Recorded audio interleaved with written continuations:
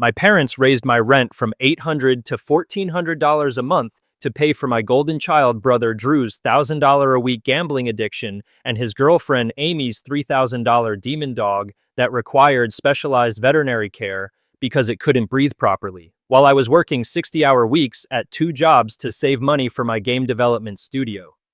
Drew was spending entire weekends at the casino, losing money he didn't have, then coming home to crash in my childhood bedroom with Amy and her overpriced genetic disaster of a pet that ate better than most people's children. My parents sat me down at the kitchen table with printed market analysis charts and smug smiles explaining how this rent increase was actually good for me because it would teach me financial responsibility. Mom even had the nerve to say I should be grateful for the opportunity to contribute more to the family household, while Dad nodded along and talked about how family helps family, which apparently meant I helped everyone while everyone else helped themselves. Drew's going through a tough time right now, Mom explained with that patronizing tone she always used when defending her precious golden child. This arrangement will help him get back on his feet and you'll learn the value of real-world expenses. The best part was watching them congratulate themselves for finding such a creative solution to Drew's self-inflicted financial crisis. What they didn't know was that Operation GTFO was already in motion and their family ATM was about to permanently close for business. To understand how we got to this point, you need to know about Drew's special status in our family hierarchy. At 26, my golden child brother had mastered the art of failing upward with our parents' unwavering support. He'd been fired from 7 different jobs in 3 years, restaurants, retail, even a brief stint at a car dealership where he somehow managed to lose a customer's deposit, but every failure was met with sympathy, understanding, and financial assistance. The gambling addiction started about 2 years ago, though Drew preferred to call it his poker hobby. What began as weekend trips to the local casino had evolved into a full-time obsession that consumed entire paychecks before he even brought them home. Our parents knew about the problem but treated it like a minor character flaw rather than a destructive pattern that was bleeding them dry. Drew was going through a tough time for the 5th year running. Meanwhile, my role in this family dynamic had been clearly established since I turned 18. I was the responsible one, the backup plan, the son who could be counted on to contribute without complaint.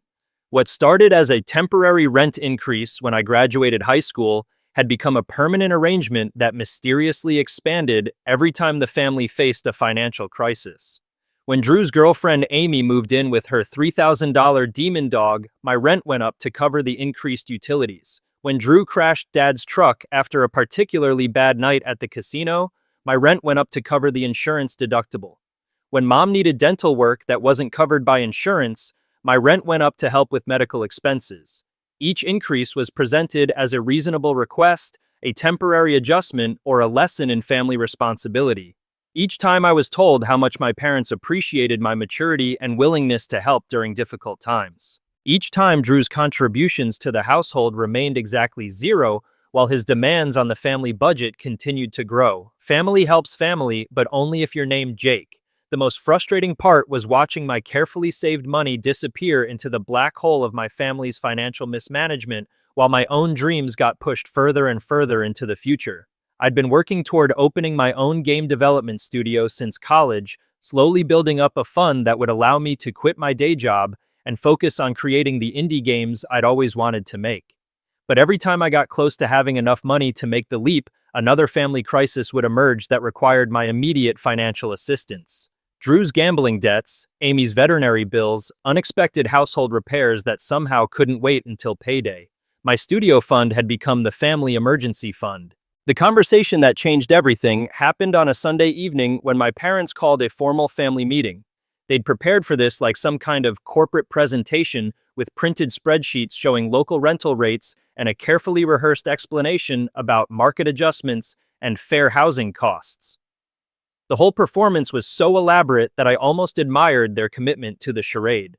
"We've been doing some research," Dad said, sliding the papers across our kitchen table with the confidence of someone who'd clearly practiced this speech.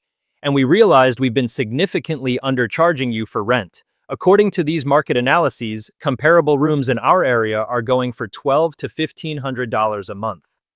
Mom jumped in with her supportive wife routine, nodding enthusiastically as she explained how this change would actually benefit me by teaching real-world financial responsibility.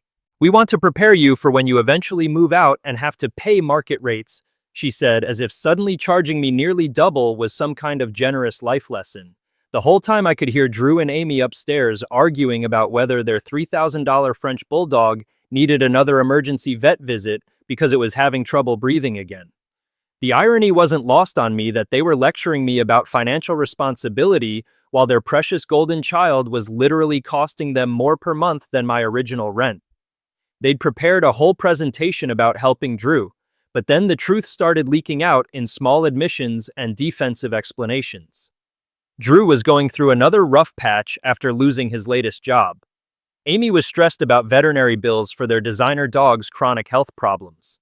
The casino had apparently banned Drew from their poker tables after some kind of incident involving unpaid markers. When I pressed for specifics, the full scope of the disaster became clear. Drew owed money to 3 different casinos, had maxed out 2 credit cards, and was behind on payments for Amy's car. The demon dog alone was costing them $400 a month in specialized food and medical treatments. My golden child brother had a $1,000 a week habit. After that kitchen table performance, I decided I needed to understand exactly what I was dealing with. Over the next week, I started paying attention to the paper trail that Drew and Amy left scattered around the house. Credit card statements shoved between couch cushions, casino loyalty program cards forgotten in pants pockets, and loan documentation stuffed into random drawers painted a picture that was even worse than I'd imagined. Drew had somehow managed to accumulate debt at 5 different casinos across 3 counties. His poker hobby had evolved into a full-spectrum gambling addiction that included sports betting slot machines and apparently some kind of high-stakes backroom games that operated outside normal casino oversight. The monthly statements showed a steady pattern of losses that started at a few $100s and escalated to thousands. The most infuriating discovery was a platinum-level casino rewards card that showed Drew had been classified as a high-value customer at the local tribal casino. According to the benefit statement, he'd earned enough points for complimentary hotel stays, premium dining credits, and VIP gaming access. Apparently, losing our family's money qualified him for luxury treatment from the very institutions that were bleeding him dry. The golden child had golden debts to match. When I couldn't piece together the full scope of the disaster from household documents alone, I decided to reach out to my cousin Mark for some outside perspective. Mark worked in the service industry and had a front row seat to the local gambling scene through his job as a bartender at a restaurant near the casino district. "Oh yeah, Drew's a regular," Mark told me when I casually brought up my brother's newfound interest in gambling. "I see him at least 3 times a week, usually with some blonde girl and her expensive-looking dog. Last time I saw him, he was trying to get the casino to comp his girlfriend's veterinary bill because he'd lost so much money that month." Mark's observations confirmed what I'd suspected but couldn't prove from the scattered paperwork. Drew wasn't just gambling occasionally. He was living at those casinos, treating them like a second home where he could escape from reality while systematically destroying his financial future. The fact that he was bringing Amy and her demon dog along for these adventures suggested that his girlfriend was either completely enabling his addiction or actively participating in the family's financial destruction.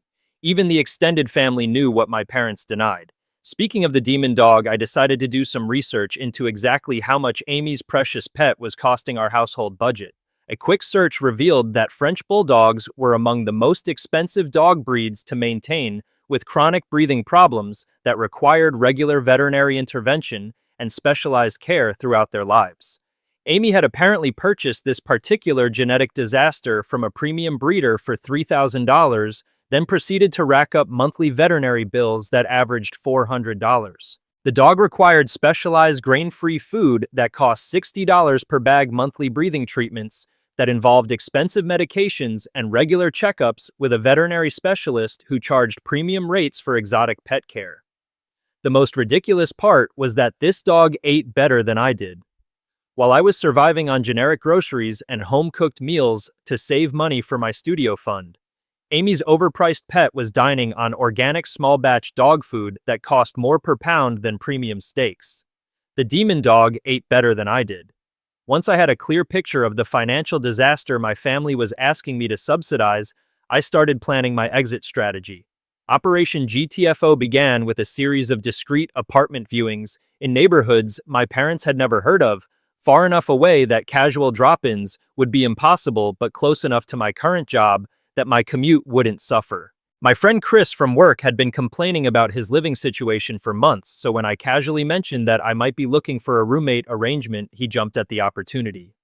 Chris was reliable, financially stable, and most importantly, he had no connection to my family's drama.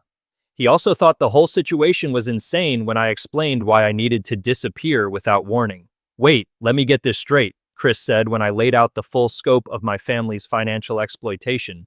"Your parents raised your rent by $600 a month to pay for your brother's gambling debts and his girlfriend's overpriced dog's medical bills, and they presented this as a favor to you." The timeline coordination was the trickiest part. I needed to find a place, sign a lease, arrange for utilities, and coordinate moving logistics without alerting my family to what was happening. I started using my lunch breaks to meet with landlords and my evenings to research neighborhoods while pretending to work on my game development projects. Chris thought Operation GTFO was genius. While I was secretly preparing my escape, I had to maintain the facade of being their compliant family ATM. I continued making my rent payments on time, participated in casual family conversations, and even helped Mom with grocery shopping like nothing had changed. The hardest part was watching Drew and Amy act like they owned the place, while knowing that my financial support was the only thing keeping their lifestyle afloat. I started gradually moving my possessions out of the house in small batches that wouldn't be noticed. A few boxes of books here, some clothes there, my computer equipment disguised as temporary loans to Chris. Every time I carried another load out to my car, I felt a little more liberated from the financial chains that had been binding me to this dysfunctional situation. The most satisfying part was watching my parents plan their budget around my increased rent payments without any awareness that their golden child support system was about to collapse. They talked openly about how the extra $600 would help stabilize their finances and give them breathing room to handle Drew's ongoing crises. They never suspected their ATM was closing. The final straw came 3 weeks into my secret moving process when my parents approached me about an emergency loan for Drew's latest crisis. Apparently, one of the casinos had threatened to involve collection agencies if he didn't pay down his outstanding markers within the week. They needed $2,000 immediately, and they wanted me to advance them 3 months' worth of my new rent payments to cover the debt.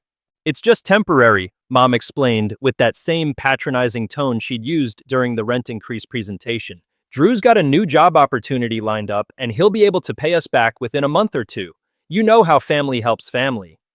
The casual way they asked for $2,000 while treating my own financial goals as irrelevant was the perfect confirmation that I was making the right decision. They weren't asking their son for help. They were making a withdrawal from their personal bank account that just happened to have my name on it. Family helps family became family, bleeds family dry.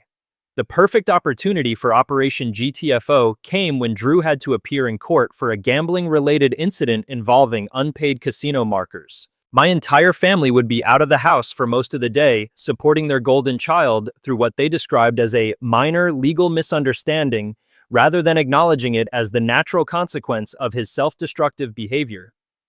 I called in sick to work and arranged for a moving truck to arrive at 9 a.m. exactly 30 minutes after my parents and Drew left for the courthouse. Chris had taken a personal day to help coordinate the move, and we'd planned the entire operation with military precision. Every box was labeled, every piece of furniture was measured, and every detail was designed to maximize efficiency while minimizing the time we'd be vulnerable to unexpected family returns. The most satisfying moment was loading up my gaming setup and development equipment. The physical representations of the dreams I'd been forced to sacrifice for my family's financial mismanagement. For the first time in years, I was prioritizing my own goals over Drew's endless crises and my parents' enabling behavior. We finished loading everything by noon, leaving the house completely empty of my presence, except for a simple note on the kitchen table. "Thanks for the life lesson in financial responsibility. You taught me that family helps family, so I'm helping myself to a better life. The family ATM is permanently closed. Good luck with your golden child." By the time they got home, I was gone. The panic began approximately 4 hours later when my parents discovered my note. My phone started ringing before I'd even finished unpacking my first box at Chris's place, and it didn't stop for the rest of the evening. I watched 47 missed calls accumulate over the course of 6 hours, each voicemail message becoming progressively more frantic as the reality of their situation began to sink in. The first few messages were confused and hurt. "Jake, honey, where are you? We found your note and we're very worried. Please call us back so we can talk about this misunderstanding." But as the hours passed and I didn't respond, the tone shifted from concern to desperation. By the 10th voicemail, my mother was crying. By the 20th, my father was demanding explanations and threatening consequences. By the 40th, they were offering compromises and promising changes that they should have made years ago. The evolution of their desperation was almost comical. They went from treating my departure like a temporary tantrum to realizing that their primary source of financial stability had just walked out the door. Without my rent payments and emergency loans, they were looking at a budget shortfall that would make Drew's casino debts seem manageable by comparison. The Golden Child system was crashing without funding. The text messages started the next morning and continued for 3 days straight. My mother led the charge with emotional manipulation tactics that would have impressed a professional therapist. She alternated between guilt trips about abandoning family during difficult times and promises that things would change if I just came home to discuss the situation like mature adults. "Jake, this is breaking my heart. I don't understand why you're punishing the whole family because you're upset about helping Drew through his tough time. We raised you better than this. Please come home so we can work this out together." My father took a different approach, oscillating between anger and attempted authoritarian control. His messages ranged from demanding that I return his house key to threatening to report my car stolen because it was technically still registered under his insurance policy. "This is ridiculous, Jake. You're acting like a spoiled child because we asked you to contribute fairly to household expenses. If you think you're ready to live independently, you can start by paying for your own car insurance and cell phone plan." Drew's contribution to the text message bombardment was pure entitlement mixed with confusion about why his lifestyle was suddenly being questioned. He seemed genuinely bewildered by the idea that anyone would object to subsidizing his gambling addiction and girlfriend's expensive pet. "Dude, what's your problem? I thought we were cool. Mom and Dad are freaking out, and Amy's crying because we might have to give up the dog. Just come home and stop being dramatic about money." But the most ridiculous messages came from Amy herself, who apparently felt qualified to lecture me about family loyalty despite being a relative newcomer to our dysfunction. She actually tried to use her demon dog as emotional leverage, sending me pictures of the overpriced French bulldog with captions about how I was destroying an innocent animal's life. Even the demon dog was being weaponized against me. After 3 days of the family text message blitz, I realized I needed a strategic approach to communication that would protect my boundaries while preventing them from completely losing their minds and escalating to more dramatic tactics. I designed a system where I would respond to exactly one family member per week for exactly 15 minutes on topics that I approved in advance. The rules were simple: no guilt trips, no financial requests, no Drew-related emergencies, and absolutely no attempts to manipulate me into returning home. Any violation of these guidelines would result in an immediate end to the conversation and a 2-week communication blackout. I sent this policy statement to all family members simultaneously, making it clear that I was no longer operating under their emotional manipulation playbook. "If you want to maintain a relationship with me, you'll respect these boundaries." I texted them. "I'm happy to talk about the weather, your jobs, or general life updates, but I will not discuss Money Drew's problems or your feelings about my housing decisions. Take it or leave it." For the first time in my adult life, I controlled the narrative for once. Chris became my unofficial witness and reality check during this transition period. Living with someone who had no emotional investment in my family's dysfunction gave me the perspective I needed to recognize just how abnormal their behavior had been.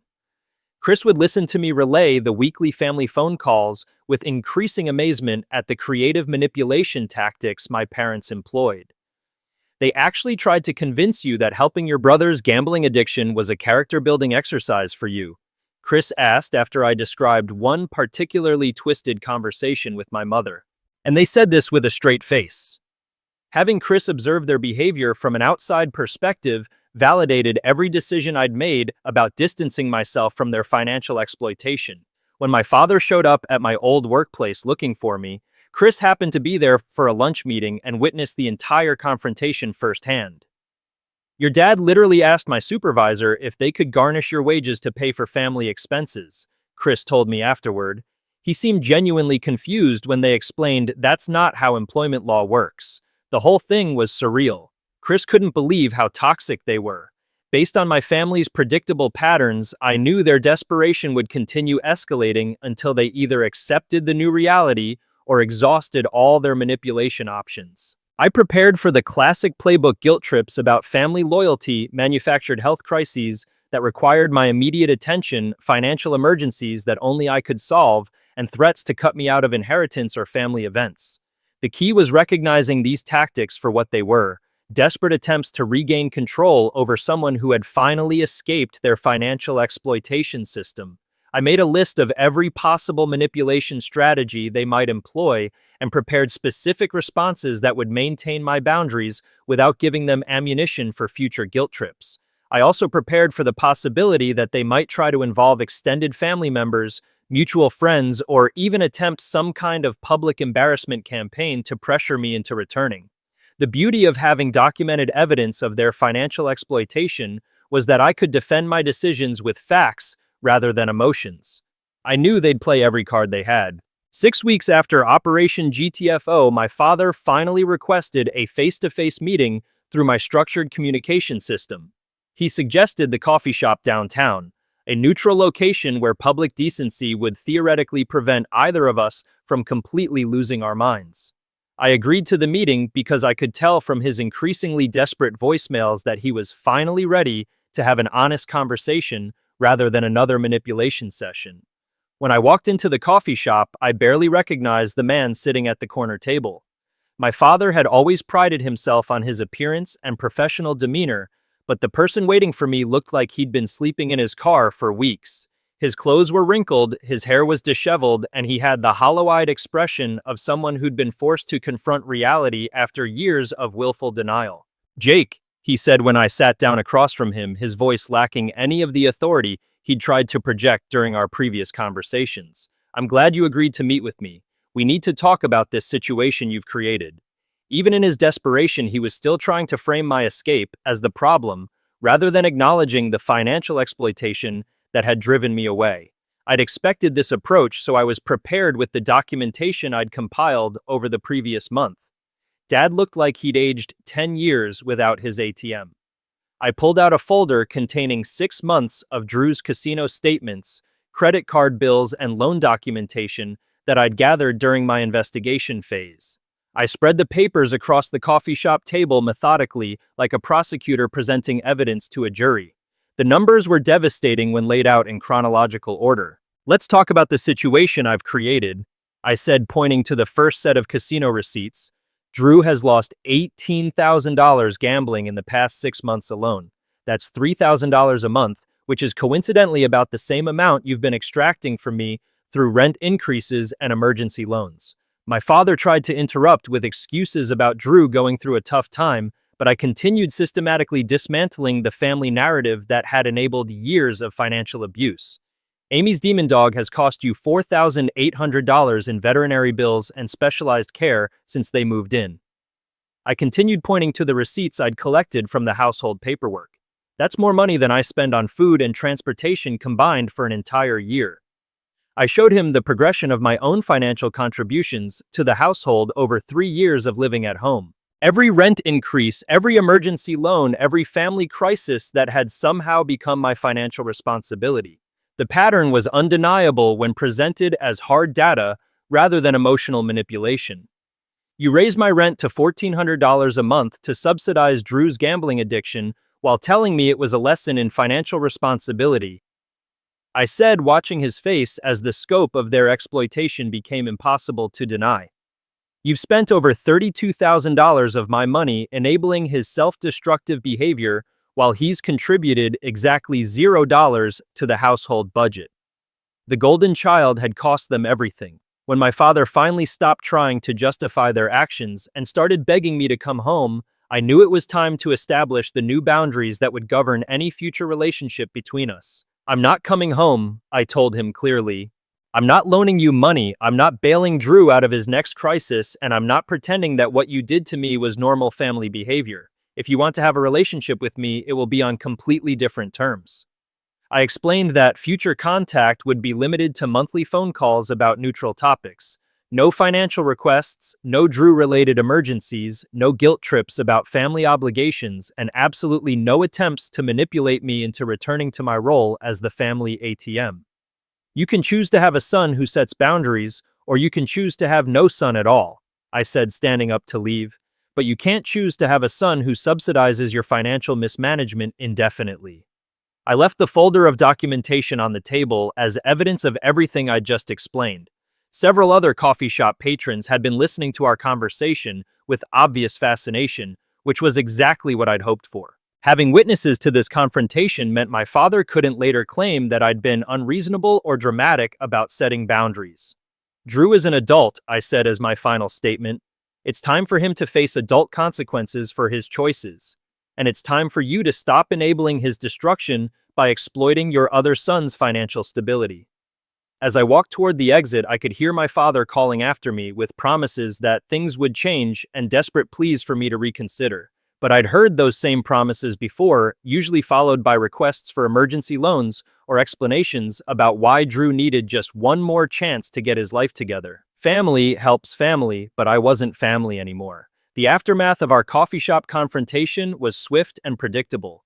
Without my financial support, my parents were forced to confront the reality of Drew's addiction and Amy's expensive lifestyle choices. Within 2 months, Drew had been evicted from 2 different apartments and was sleeping on friends' couches while trying to avoid the collection agencies that were pursuing his unpaid casino debts. Amy's demon dog was quietly rehomed to a family member who could actually afford its medical expenses, though not before generating another $3,000 in emergency veterinary bills that my parents couldn't cover. Drew's relationship with Amy ended shortly after the dog was rehomed, which surprised absolutely no one who'd been watching their dynamic. My parents were forced to take out a second mortgage to consolidate Drew's debts, and my father had to take a part-time job driving for a delivery service to make ends meet. The Golden Child protection system had collapsed completely without my unwilling financial contributions. The Golden Child finally tarnished without polish. Meanwhile, my life had transformed in ways I hadn't dared to imagine while I was trapped in their financial exploitation system. Without the constant drain of family emergencies and Drew's crises, my savings account grew steadily for the first time in years. I was able to quit my second job and focus entirely on developing my game studio, making more progress in 6 months than I'd managed in the previous 3 years combined. My first indie game launched 8 months after Operation GTFO and generated enough revenue to cover my living expenses for the entire following year. The creative freedom and financial stability I'd always dreamed of was finally within reach, and I didn't have to sacrifice any of it to subsidize someone else's poor life choices. Operation GTFO had become Operation Success. I maintained minimal contact with my parents through carefully structured monthly phone calls that focused exclusively on neutral topics. They occasionally tested my boundaries with subtle hints about Drew's latest struggles or suggestions that I might want to help with minor family expenses, but I held firm to the communication rules I'd established. The most surprising development was how peaceful my life became once I stopped being responsible for everyone else's financial disasters. I could make decisions based on my own goals and priorities instead of constantly calculating how much money I needed to keep available for the next family crisis. Turns out, family helps family worked better when I helped myself.